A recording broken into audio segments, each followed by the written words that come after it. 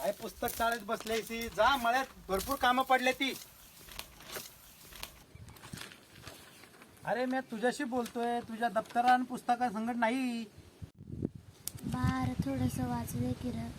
थोडस शिकून कुणाचं भलं झालंय. आणि इकडं ते दप्तर जा, हे संगत काम कर. दे म्हणतोय ना, सोड ते.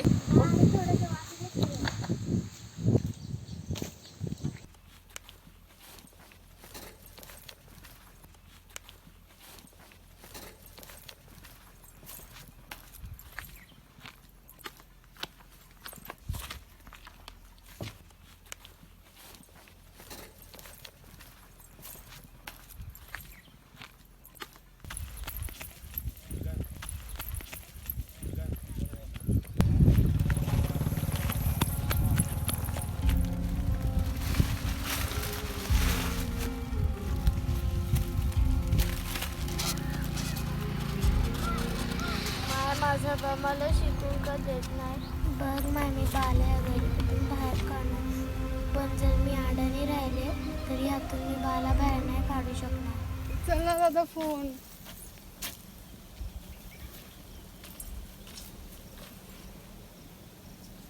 तीन फोन लावलेत, परत लावून बघते.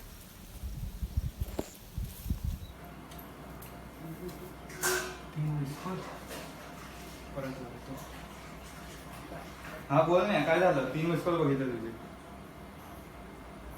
काय बोलतोय? मला काहीच कळत नाही. एक काम करतो, घरीच ये, मी घरीच आहे. नको नको, घरी नको, मी सांगते त्या ठिकाणी ये. ठीक आहे बोल. 2 मिनिटात पोहोचतो.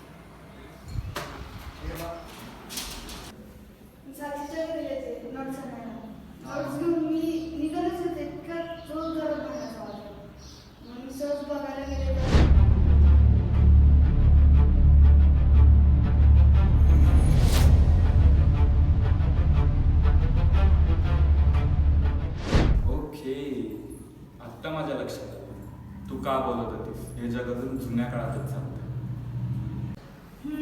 आपण तुझ्या बाबांना पटवून घेऊया. तू चल माझ्यासोबत. कुठे नेते?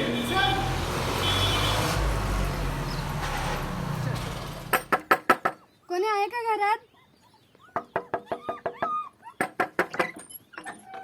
कोण आपण? कोण हवंय तुम्हाला? आम्हाला कार्तिकीचे वडील हवेत. असं आहे का? बरं बरं. बा, अरे बा, कोण आले बघ तुला बोलवायला.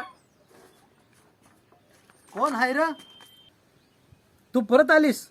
मगाशी पाहिला तितका तमाशा पुरा नाही पडला होय. अहो दादा, ऐकून तरी घ्या. बोला, काय काम आहे मग? मुलीला शिकू द्या, त्याचा तुम्हालाच फायदा आहे. असं बर, हो बाजूला. अहो दादा, ही काही गमतीची गोष्ट वाटते का मग तुम्हाला? काय, मग घरातली कामं कोणी करायची? आम्ही. हे जग किती पुढे गेलंय. आता मला सांगा, सावित्रीबाई फुले आणि महात्मा फुलेंनी पण स्त्रियांसाठी शाळा खोलल्या, फक्त स्त्रियांसाठी. आता आपलं सरकार देखील स्त्रियांना सर्वसमान हक्क देत आहे. आजही पाहतोच की आपण, क्रीडा क्षेत्र असो, IAS असो, IPS असो, अशा मोठमोठ्या पदांवरती स्त्रिया कार्यरत आहेत. ही माझी बहीण, ही शिकतेच आहे ना, हिचं काय वाईट झालंय? काय प्रॉब्लेम आहे मग? काका हे बघा, काय आम्ही इथं भांडण करायला नाही आलो.